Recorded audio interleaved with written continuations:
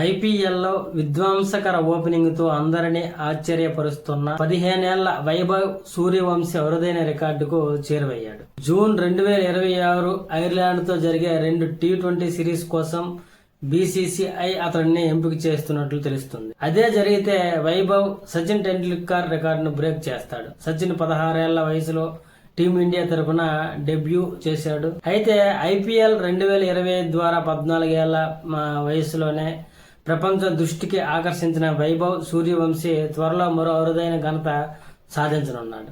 ప్రస్తుతం ఐపీఎల్లో 2026లో పరుగుల వరద పారిస్తున్న ఈ యంగ్ ప్లేయర్ ఇదే ఏడాది టీమిండియా జెర్సీ ధరించనున్నట్లు తెలుస్తుంది. అతడు మరికొన్ని రోజుల్లో భారత్ తరపున జట్టులోకి అరంగేట్రం చేసే అతిపిన్న వయస్కుడిగా రికార్డు సృష్టించే అవకాశం ఉంది. ఐపీఎల్ తర్వాత టీమిండియా ఐర్లాండ్ తో టీ20 సిరీస్ ఆడనుంది.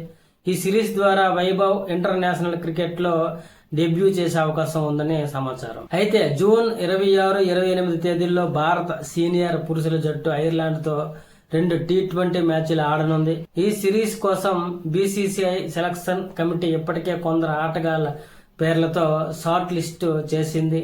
ఈ లిస్టులో వైభవ్ సూర్యవంశీ పేరు ఉన్నట్లు తెలుస్తుంది. అదే విధంగా ఐపీఎల్ 2026లో వైభవ్ సూర్యవంశీ అదరకొడుతున్నాడు. 200 స్ట్రైక్ రేట్ తో రన్స్ సాధిస్తున్నాడు.